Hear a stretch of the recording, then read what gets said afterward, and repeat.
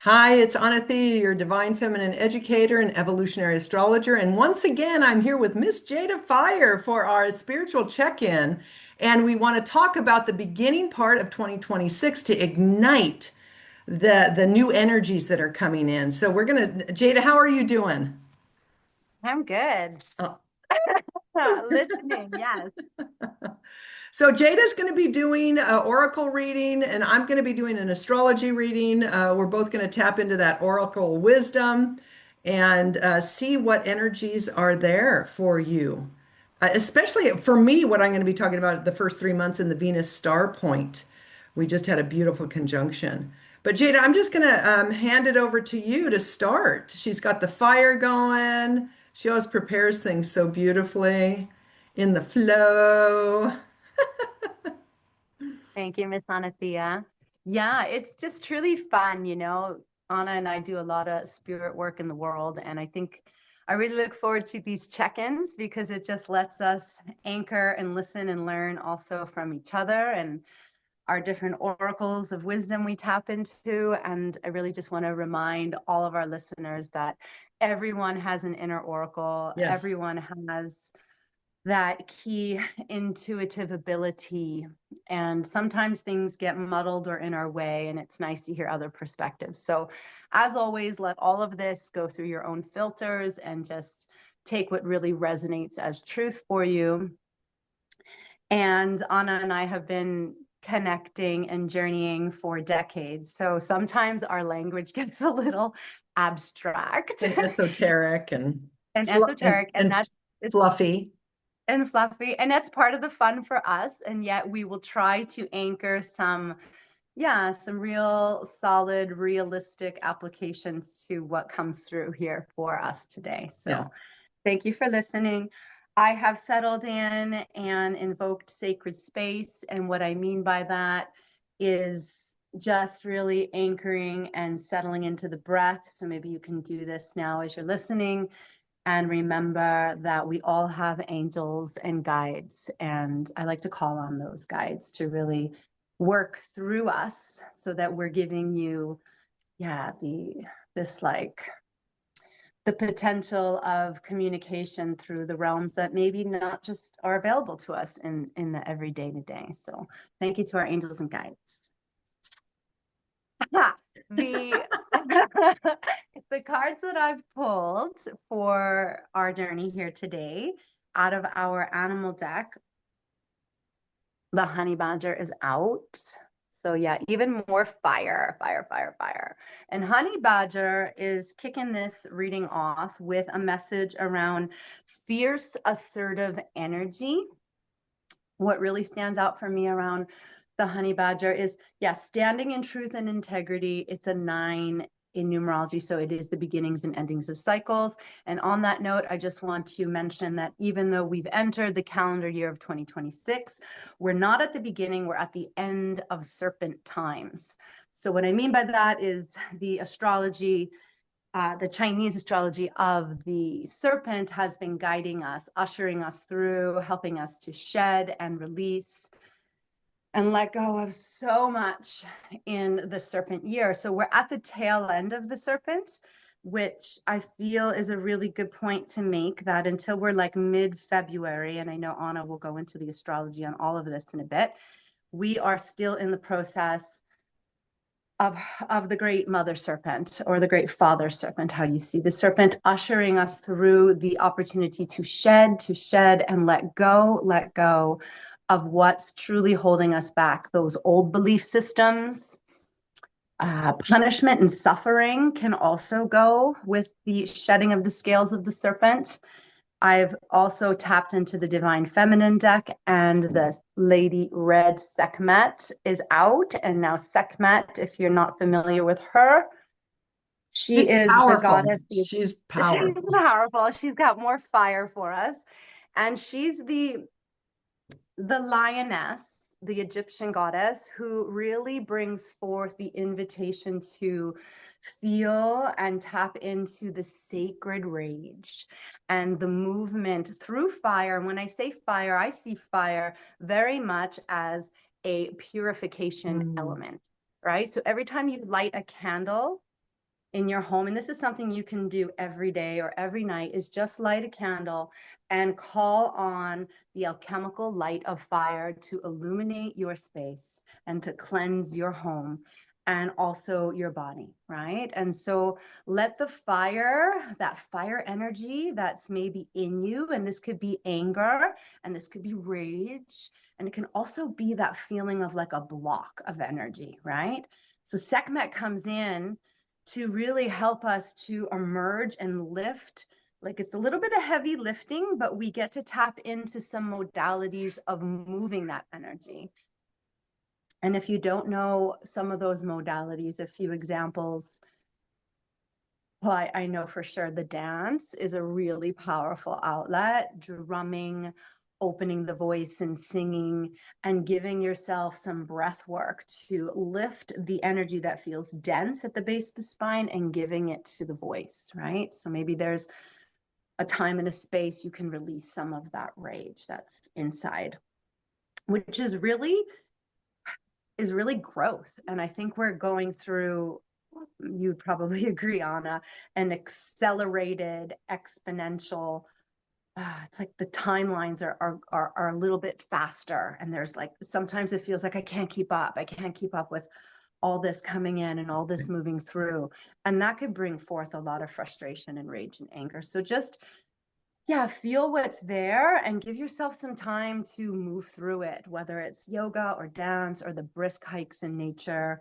Maybe you could get out to the forest and like really let loose through the voice, you know, encourage your physical body to move what's really down there that hasn't been met and hasn't been held. So fire is key. We are heading into fire horse, which I know everybody feels like so excited about the fire horse. And I'm like, we're not really there yet.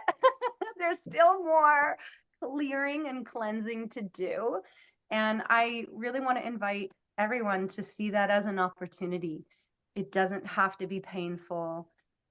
Meeting some of those repressed, locked emotions, when we open that up and we start really feeling and seeing. Another card that's come through on this is the child, right? And so the child is really giving us a chance to return to innocence and to reclaim some of those lost parts of ourselves that we've abandoned or we've tucked away. And also, you know, recently just working one-on-one with some spirit seekers, we've just been addressing the shadow. And I just want to make it real clear, my understanding of the shadow when we're doing shadow work with our own self is the shadow gives us a chance to look at what it is about our own self that we would rather no one else see and no one else know about. So it's like that part of the self, whether there's like shame or fear or guilt or embarrassment, that energy we tend to like throw in the back closet and lock the door and like, no one needs to see that. I don't need to look at it. And the shadow is, when we're working through shadow work, we're going in there and we're starting to clear and cleanse and open that space, whether that's a buried wound from childhood or an unreconciled story of the past. It's a way to hold and nurture and love and be gentle with that part of the self and let it be exposed to the light, right? So that we can remove the charge, the emotional, energetic charge around what that might be, and like give it to God, give it to the light of day, give it to the goddess. So I feel like the child is out along with Sekhmet and Honey Badger. There's a few more cards, but I just want to start with those to give us a little bit on the movement of energy. And nothing is permanent in life. And the serpent teaches us that, right? She's always shedding. There's no such thing as this like permanent space. We're always moving and evolving. So we go at our own pace, even though life might be pushing us to go faster. We also get to come back to the breath and ground. And we're still in winter. So the call is to, although if you're in another part of the world, might not be winter for you, but it is for Anna and I. So this is that, yeah, inner quiet time, process, like what's in your gold mine, what's down there that you haven't really sifted through and sorted and met and liberated. So that's what's coming up. That's what's coming up initially on this little check-in here today. What are you feeling on these Well, cards so I far? want to make some Yeah. comments. It's like it's such awesome information, Miss Jada Fire, that the inner child and the shadow work is really important right now because I mean we have this evolutionary push that's going on coming into the future, and well, I mean now, and we have three eye atlas, so we're really being called by even just biologically to vibrate at a higher frequency. And Mhm. so, that shadow work, what you were talking about is like shameful things we don't want people to know about ourselves. But it's also, maybe some behaviors that we keep in the closet kind of thing. But it's that, but it's also parts of us that we aren't even aware of. But other people are probably more aware of it. So it's behaviors that we don't realize that other people see that is kind of unconscious to us too. So the, Mhm. the spiritual journey is really to know thyself. Remember Teresa Brandeis, our dear friend in Mhm. Las Vegas, Mhm. Teresa Brandeis. I don't know if she's Yeah, going to be blessings listening to to this, but her. anyway, if you're here, Teresa, we love you. And Mhm. she had on a pencil. I would go and get healings with her, and she would have on a pencil. And I've always used this quote: "At the end of your life, if the only person you've got to know was yourself, the life would have been worth living." The journey will have been well worth it. I remember that. That was such a powerful quote. Yeah, Yes. yeah. Oh, so the journey will, so I remember it as that life will have been worth living. Yeah. And it's so powerful because we keep ourselves busy with everything else other than us. And yes, we're supposed to be giving and being of service but we keep ourselves busy with things and we don't leave time to just do like go inward, that inner world. And this is going to be really important coming into 2026, or we're in 2026 now because of the fire horse. I mean, it hasn't fully started, like February the 17th is going to be the new year, Chinese New Year. And so take this time to really cocoon. And I haven't even gotten into the astrology yet because I want to talk about what you were talking about. The inner child is so important. I always tell mothers that if they have three kids, they actually have four. It's their three children physically, and then their fourth one is their inner child. And are they tending to their inner child? You know? And sometimes they have a fifth child, which is their husband. So, depending on the situation, right? I say that jokingly, but there's a lot of truth to that. And without being judgmental. But yeah, because women are the leaders of love. So, your inner child, I don't know if I can attach it, but I have an inner child guided meditation that if I can attach it in the comments, or I can't put a link to it. I'm not sure. I'll figure that out. The inner child, and then I also have a chakra. You talked about rooting being, rooting down. And Mhm. I sent it to you, Jada, the chakra meditation. I pulled it off Teachable and I put it on my website and I texted it to you. Did you see it come through?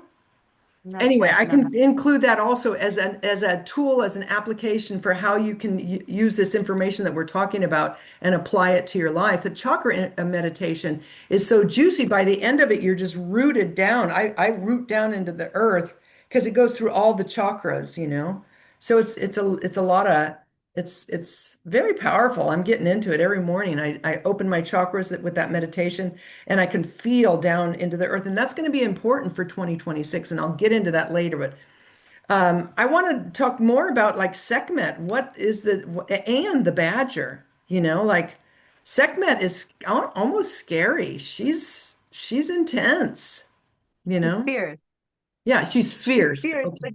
but she invites us to release that programming of fear, like the same with the goddess Kali and even fire. Like all of these pieces could be fearful. And it's like, well, hold on, like where is the gift, right? Like in a wound, like where's the Right. sacredness in this wound? And there is always, yeah.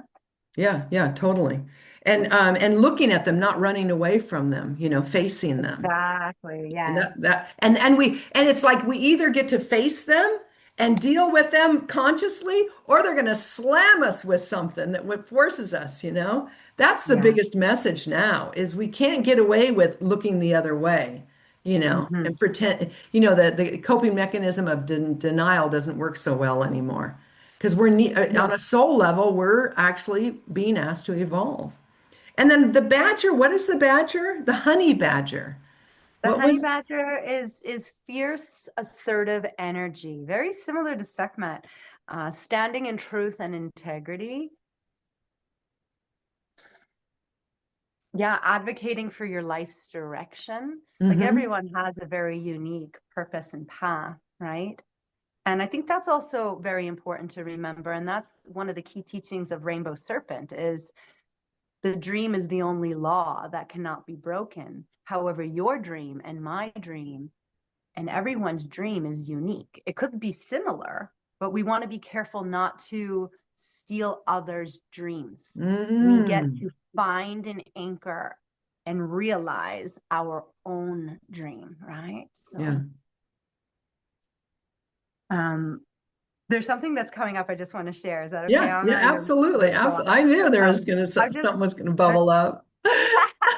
I'm just smiling at this because a really sweet sister I was just with recently was sharing in her dreams there was a ton of jaguars, and she was like trying to yeah, like run or get away from them in the dream, and it was like an intense, like scary, intense energy, and it came in so strong was like, oh no, like this is an invitation to go towards the jaguar. The jaguar in the medicine wheel teachings, they're the allies of the West. They work with the ancestors. They help us to Mm, transmute pain and suffering. They're here to eat the hucha, that dark, dense, negative energy, right? Sometimes we feel like something's feasting on us. The jaguar comes as an ally to clean that up. So wow. sometimes we need to lean in to these allies, to these power animals, to let them help us do the work, right? So just to like flip that piece on fear, right? Of fire and Sekhmet and rage. It's like, and the jaguar, like we can't just do this alone all the time, right? We do get to call on our guides. We get to call on our power animals, our angels, or however this relates to you in the world, right? So, and what's on the other side of fear is our greatest transformation. So, And love, the opposite of fear is love. and And love, yeah. right? So when that clearing happens, and that's what Sekhmet reminds us of, is that it is a return to love. That's what the serpent is also teaching us. Shed, shed, shed, so that we can come back to divine innocence and love in our chakra body, in our Yeah. physical luminous body, Yeah. right? It's about cleaning house. That's Emotionally, right. spiritually. That's what this human suit is all about, coming in and cleaning house of all the past lives and all the energies that we're holding that's not truly us. One of the things, and you're so right about that, face the dark energy so that you can bring consciousness to it and more light to it. The only other thing I want to add to that, which is like different, is that when you are, this is not the things that you're needing to process inside of you. If you're feeling energetically, that there's some kind of if you want to call it demonic energy, what I always say, and that's my own fear, but it helps me, is I say, I command and demand any dark energies in and around me. I command and demand that you leave now. And then I pull in light, I pull in love. So I say, I command and demand. Look do you guys see the hand came up when I put my hand up? That's so cute. Do you see it? How did that come Because I put my hand up. I use my hands a in? lot when I talk. I'm gonna have to lower the hand. Isn't that funny? But so that, what I'm learning is how we can call on our guides and guardian angels, but we can also invoke our own power, our Mhm. own human experience, our own ship inside of us. I invoke divine light. I invoke, you know, what do I say every morning? I call upon divine love. Be here now. Fill me and fill this space. Touch all beings with divine grace. And I have this whole dialogue, but it's about me. And then when I get in the car, when I get in my car, I invoke safety, and I put a cocoon, a bubble of safe, like a bubble of energy around me, you Mhm. know, because it's a wild world out there, you know. And so I think what we're talking about, Jada, which we both share very much, is we like to play with the unseen world, you know. For sure. We, I know we've always called in sacred energy and, done little sacred ceremonies and it just makes life less mundane and more mystical and magical, you know? Yeah, and on that note, it's like important that we remind our listeners that we all can do this, right? Yes. It's sort of, and it's dialogue and invocation. And so if I don't call Anna for months and months, then we don't really have communication, right? And then we start calling each other and we're in a dialogue. So the same goes with spirit, whether your spirit totem is Jaguar or Sekmet or the fire or archangels. If we're calling and invoking their presence to hold us, to hold the space that we're infusing with our breath and our attention and presence, then they'll come.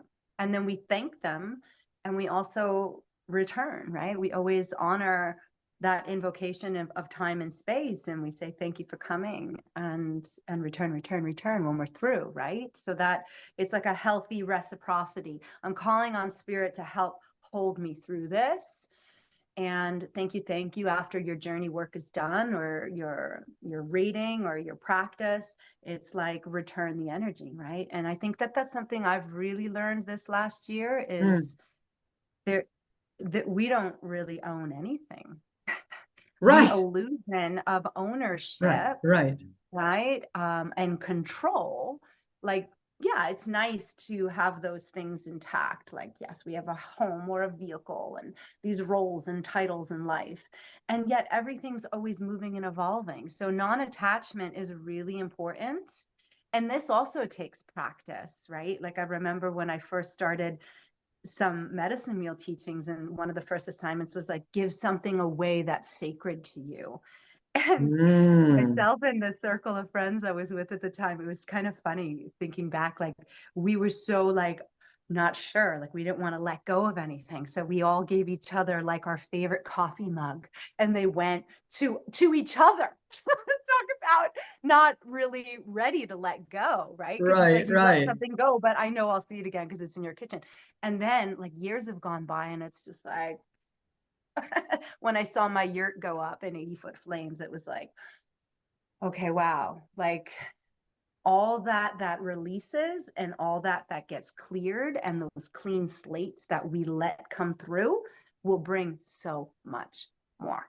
Yeah. And we have to understand that there is a balance and a give and a take with receiving and with giving and with releasing and letting go. So yeah, that's quite the journey. Yeah, and opening up our receptive channels and not getting the energy stuck. That I am a big one for I don't know if you remember when I called myself Anna with prana. Do you remember that years ago? Yeah, I think so. It Yes. was it was when we before our yoga studio. Anna with prana. Well, now it's not Anna with prana. I mean, I may still have a lot of energy, but not like I did. I was just busting out. But anyway, it's about following the energy and allowing the energy to flow. And that's why moving our bodies is so important. It's interesting because this time of year, I mean, I was out on the earth yesterday working the land, but and I do move my body a lot, but this it's a combination. Like right now, before February the 17th, still a time of cocooning, and so this is a perfect time to do any of that inner work, that inner child work or shadow work, any of that stuff.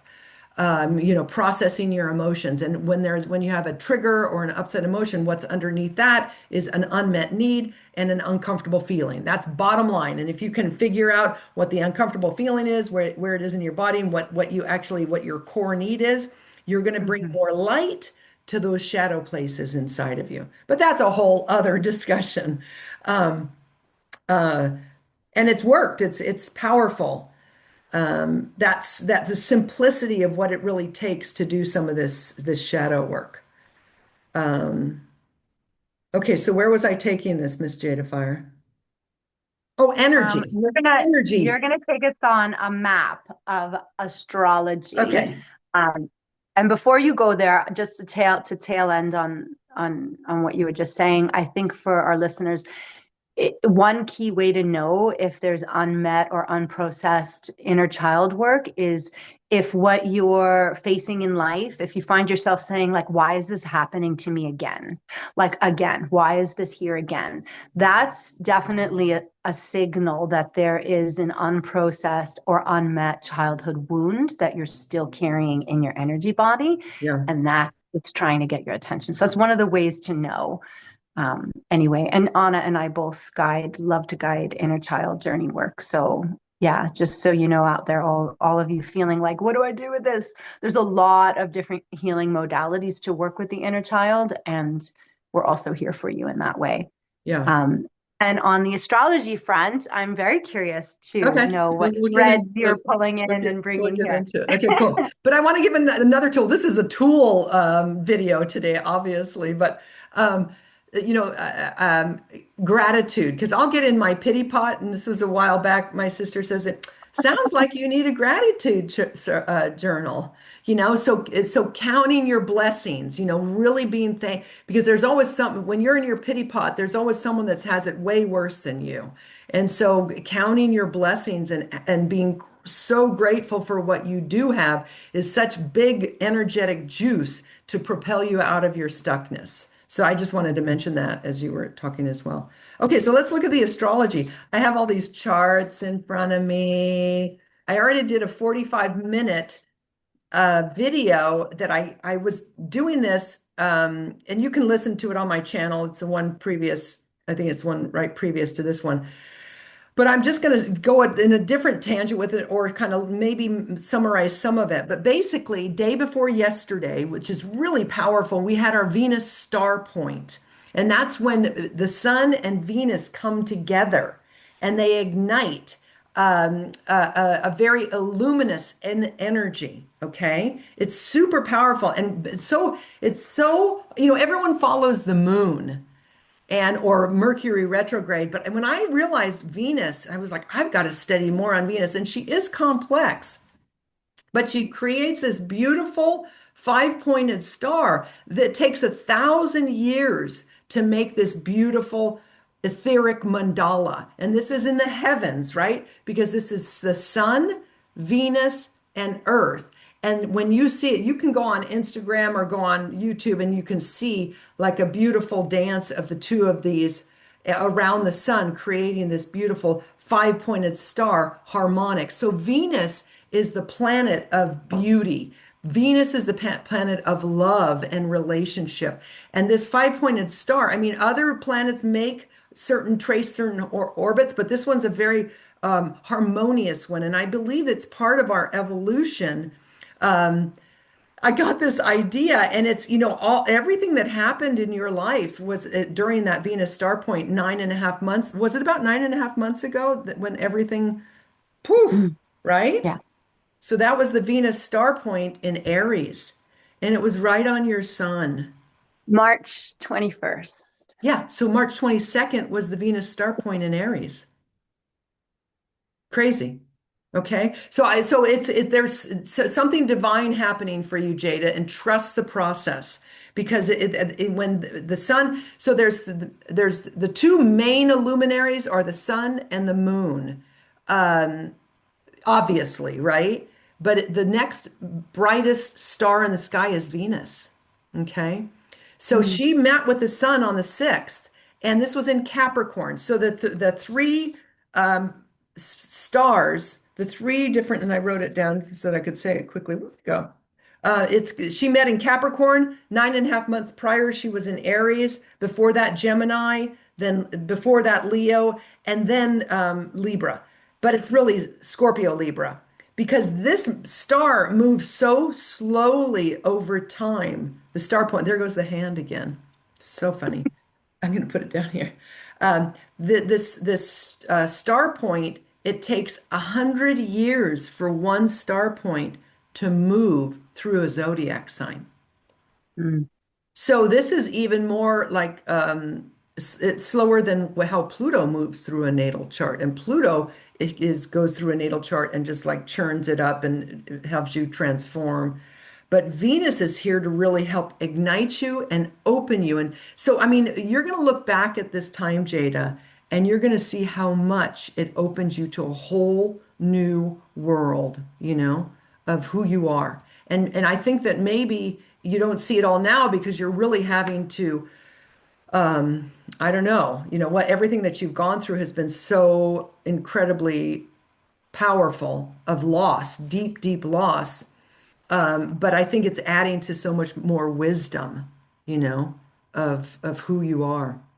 Yeah, it already has. Like the downloads are very clear, and I feel, yeah, really blessed to have been stripped down, dismantled, hollowed out, and still here. And in some ways, in some days, I'm like, wow, like true Phoenix. Like she's real. Like the Phoenix energy of like what burns up and what may die in front of you or inside of you is really giving new life, right? And I really would like to be a way shower and a teacher for others in that way, because sometimes we have such a fear of death and such a fear of loss of our Hmm. old self. And really, everything that goes, spirit, God is going to usher and bring forth something new in every time, Yeah. right?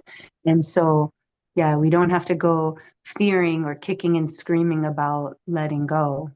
I think we can shift our perspective on that. Yeah. So to the eternal life, right? Yeah, so this Um, this this Venus star point back in March 21st was when it happened, but March 22nd, the very next day, it's like that was a huge transitional point for you. And it's very strong in your chart as well. I mean, hugely strong. Your sun's right there, right there.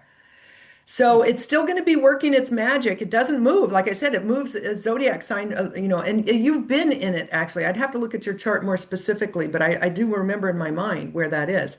So everyone has this star, this beautiful star in their natal chart. And so for 2026, we just started off January 6th. After the new year, we had this beautiful Venus star point, and it was in Capricorn. And so Capricorn is about functionality. Capricorn is about being solid, stable. So it's about making our relationships more solid and stable. And it's funny because Mercury was right there too, but more importantly, Mars is there as well. So it's like the masculine and the feminine were there. So on the 6th, Venus was directly conjunct with the sun, and then on the seventh, because today's the 8th, Mars and Venus were both there with the sun because they're trotting together, right, in Capricorn. So it's about what can you do? What can we do individually and collectively to make relationships more practical, more solid, more stable, more functional. Okay. Now that energy, when we start a new cycle, because when the Venus comes around and that's starting a new cycle with the sun, and then there's a burst of that energy. Well, this time that burst of energy includes both the masculine and the feminine. Okay. So it's not only balancing it in your relationships, it's balancing it in the relationship you have with yourself as well. Can you assert yourself and speak your needs, but can you also let go of control and not be overbearing, and learn to surrender. So both of those masculine and feminine energies. And there's different ways to express those, but balancing both of those in a more practical, solid, earthly, it's an earth sign, earthly way. The other thing is the next one in 9.5 months is going to be in Scorpio for the very last time. And then it'll start moving and it'll be in Libra. It touched Libra a little bit, and the next, so in 20 October 23rd, 2026, the next Venus star point, when the sun and Venus come together, it's going to be at 0 degrees of Scorpio because it moves backwards. It moves clockwise in the natal chart, okay? But then that's it. That's it for Scorpio in the Venus star point. It's like, woohoo, because Scorpio is so intense. What are you going to say? So what does that mean, like on a really fundamental, practical Well, level? this Like, is it's the good news. It's I'm the messenger okay, of the bring us good the good news. news. Yes, Yeah. we've been 100 years in Scorpio, and Scorpio's beautiful, but it's all that shadow work and deep intensity and loss. I mean, we're going to continue to have that, but now the Venus star point is shifting for the next 100 years into one of the 5 points into Libra.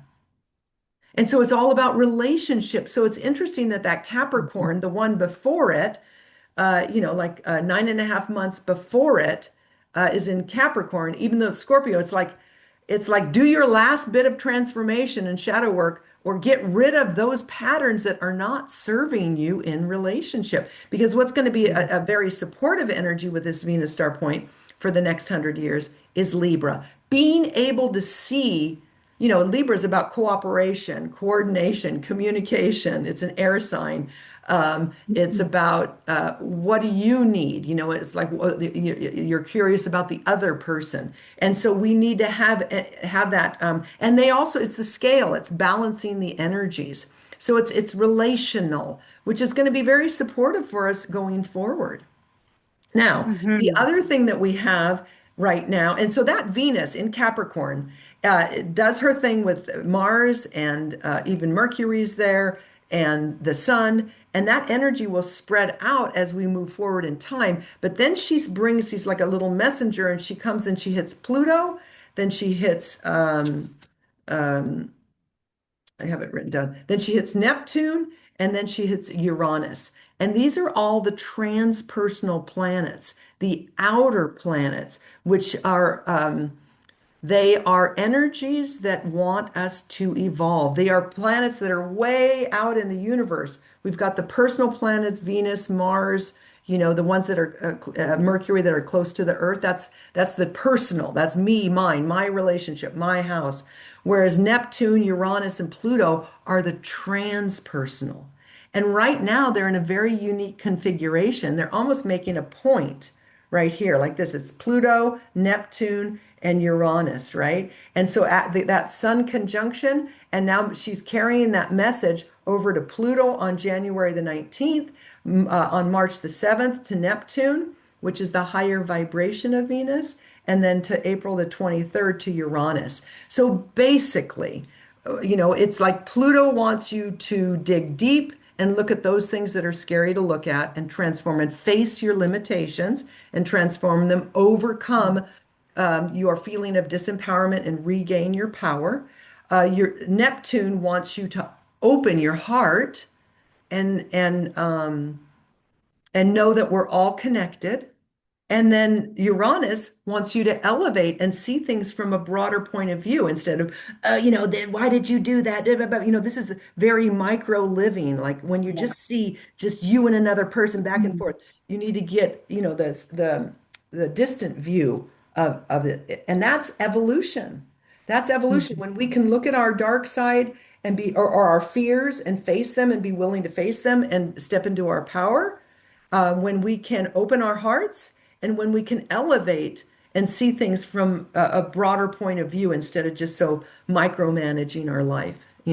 So I'm just kind of like rattling on with all of this because that's what I'm actually obviously being called to share.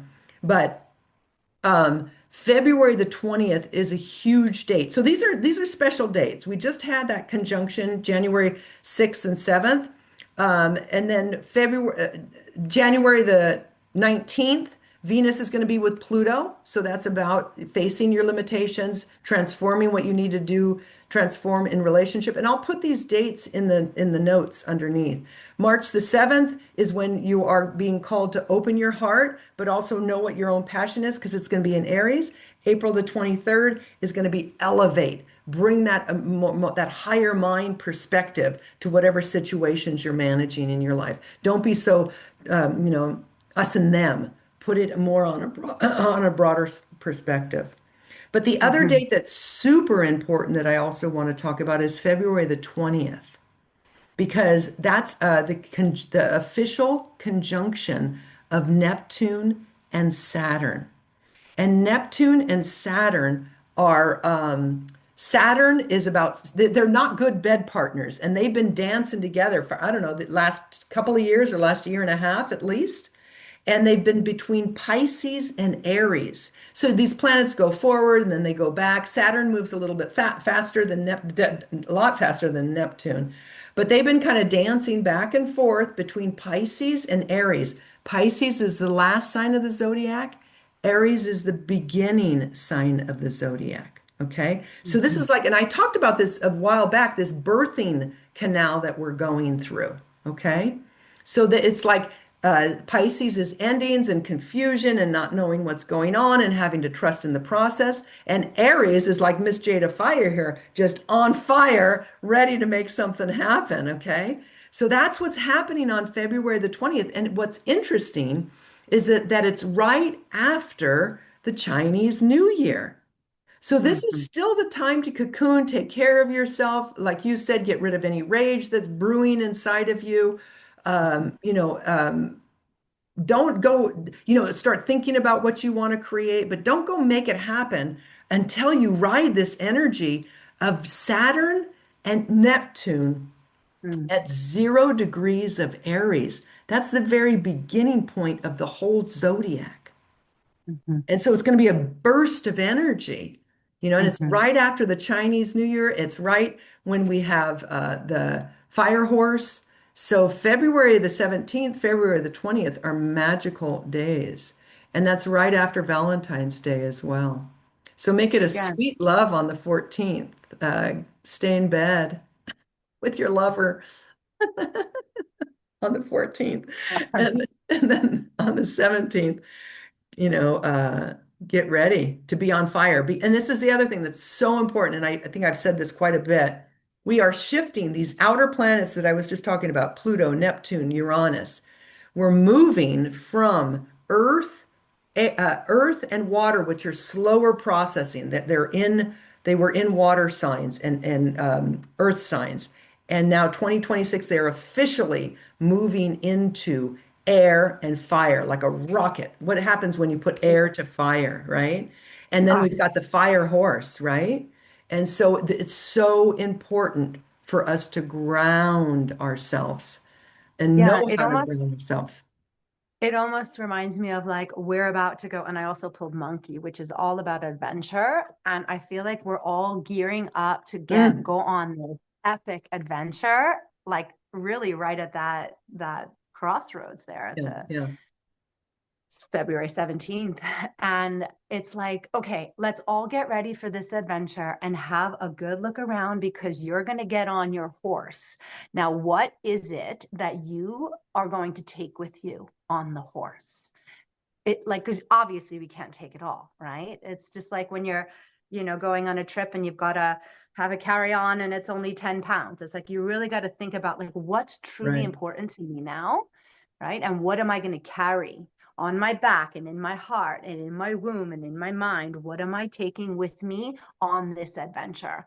So if you are feeling like there's so much unresolved and unreconciled shadow work or inner child work that you cannot take with you and you would prefer not to, you'd like to lay it down in grace and with love, then this is the time to do the work.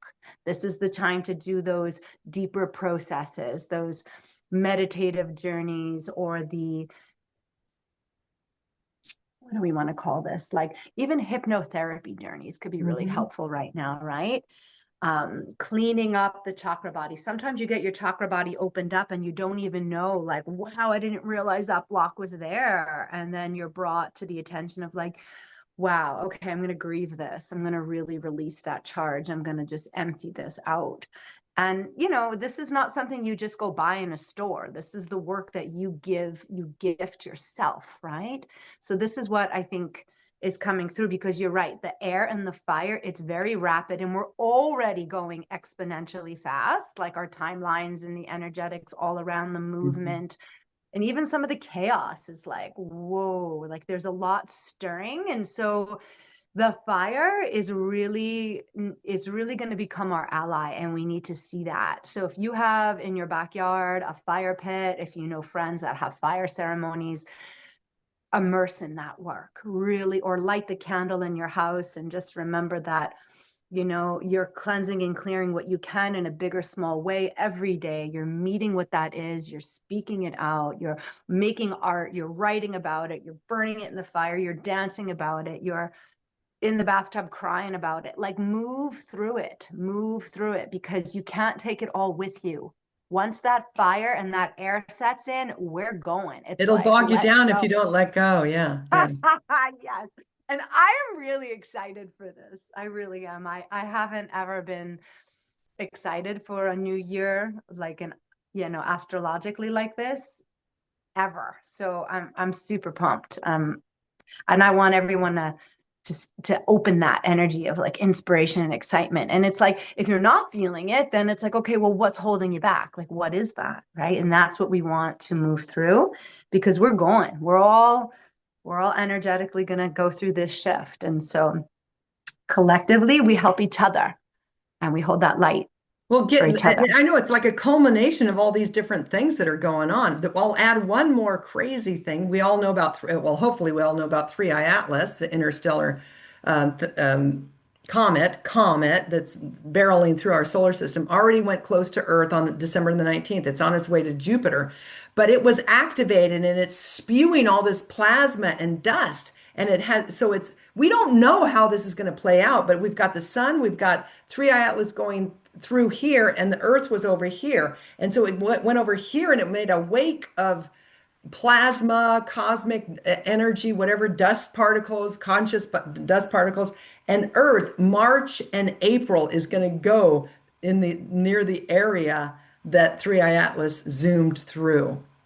So that is going to be another energetic blast that we're going to have to activate our biological being. And so any heavy stuff that we're carrying with us, we've got to unload. We can't bring a trailer with us. We got to ride just the horse on its own and just gallop and have fun and open our heart and move your pelvic bowl as you're having some fun riding the waves of 2026. Absolutely. It's going to take a lot of compassion and forgiveness. So those are the areas too that we need to, on an emotional Yeah, body level, is yeah. to work through this. And, we bite off what we can chew. If it's too much in one day or in one session, then just like integrate, write about it, talk it out, process. Listen to that evocative music that gets emotional for you, that you can like really move it through. A lot of times we're afraid to cry, or we're afraid to open these doors, yet when we do, it's like a cleanse. You feel so much better afterwards. I've witnessed so many people go through like deep dark moments and holding space for those, and seeing on the other side like, wow, there is true levity and there is grace and freedom after you do that work. And so yeah, I just really want to encourage everyone out there who's feeling hesitant about doing their inner shadow work. Like, what you're also doing when you do your own inner shadow work is you're gifting the collective human family and what we're holding as a whole. You're gifting us that healing as well Yes, as yourself. yes, yeah, And I totally. think some people get stuck because some of the old programming is like, I'm not worthy, I'm not worth the 100 or $200 or whatever it costs to do these journeys with people. And it's like, no, you are worthy. And it is your responsibility to clean up your field. Because if we want a clearer field out there, we have to come home first. It has to be here Yeah, first, right? totally, totally. And so, yeah, do it for the whole, do it for the collective. Yeah. Absolutely. So yeah, Anna-Thea, maybe we can wrap it up here and see what our listeners feel about this. Please reach out to Anna and I and Yeah. bring forth And, what's yeah, alive for you. comment and give a thumbs up Yeah. on this video. That's how we can continue to do these connections and give you this content. So, And um, anybody who wants to journey with their charts with Anna, like such a great guide to learn more astrologically about your map of consciousness. I yeah, I also where offer. those three planets, Pluto, Neptune, and Uranus, where are they in your chart? What area? Where are they pushing you to evolve and grow? I mean, that's just one For little sure. simple thing. Yeah, and Miss Jada Fire, you doing a shamanic journey with you too. You're powerful. But Well, do you do I'm online really, work or do you do in person? yeah, I've got quite a bit of one-on-one online journey work going on with some seekers in the States and those who are local. Like, I really like sitting together. It's really powerful to be together. And if we can't, it's still really powerful to do the work online. I'm really been drawn to and called to doing more couples work lately too. So if you and a partner are really going through some stuff and you need to energetically realign, I have a lot of new tools as I've just worked through the Rose Grail lineage and that embodiment of teachings, and the allies Mm. that I'm working with are very high vibrational. And then the knowledge and the teachings and skills that I have earned and acquired over the last decade are really more somatic and shamanic. And so there's this coupling of, yeah, the light, the dark, the light, the shadow, the yin, the yang, the sun, and the moon. And I really love bringing this to the couples now. So I'm putting that out there for couples seeking support. And I know Anna works with couples too. Yeah. So, So that's the yeah. other thing that I wanted to mention too, is all this, stuff that could be coming up for you. It always comes up with relationship. Relationships are our biggest, best mirror. Anything that you get upset about with another person, they are just showing you parts of you that need to be healed. Period. End of sentence. It's truly that simple. So Hmm. they are our Hmm. gifts. That person at work that is just driving you crazy, or the partner in your life that's driving you crazy. This is gold. This is your opportunity to really look at what is underneath all of that. So it's our relationships are sacred. Hmm. And I do believe, Jada, everyone needs a love coach, because we have our blind spots. For sure. And when you have three, you have a stable triangle, and that third person can bring more perspective to the connection that's getting stuck between two people. And it's really Hmm. powerful. It is, Hmm. and I wish that our society was set up that that was not such a taboo thing to do, is have counseling. I mean, more and more couples are getting counseling, but I think it should just be right out the chute, just a standard supportive thing for relationships. Yeah, it's guidance. It's guidance. And Yeah. we all need guidance. Like, I sought out high level council of guidance this year, right? We're all growing and expanding and evolving. And yeah, sometimes, and you're so right, we are mirroring those challenges, whether it's a relationship with a loved one, a friend, like a workmate, whatever they're bringing up is definitely something unreconciled within our own self. I And know, and we we don't want aren't, to think that it is. We don't, and I mean, no, we don't want to think it is, but it actually we is. don't. I know. And this came up last night in a conversation where it just was like, oh, it's not mine, it's theirs.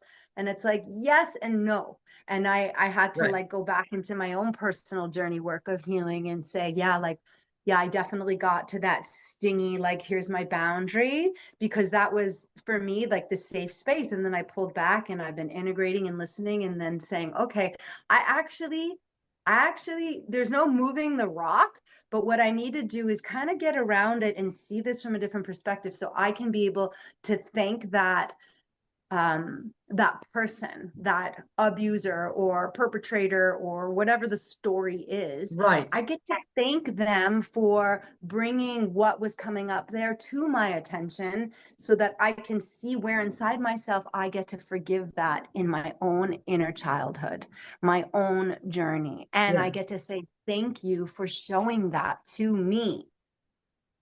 And it's Yeah. okay to still have a boundary. Boundaries bring more love. And I tell you what, Sekmet, she's like She's her the boundary strength, lady.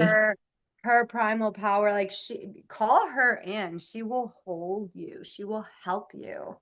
Come here. As they say, Sekmet, I have a beautiful kitty that wants to also say, yes, call on the Oh, my feline. kitty went away. Yeah. I love those kitties. All This right. is Well, we her better Gemini. button it up here. It was nice. I hope you all enjoyed this. Please, like we said, thumbs up, comment. We'd love to hear from you. Love that kitty. I love cats. Cats are the feminine. Oh, there's such amazing energy. Oh, Call on Sekmet. yeah, Or yeah. call us and we'll help you. Have a blessed day. All Thank right, you. you guys, take care. Namaste. Namaste.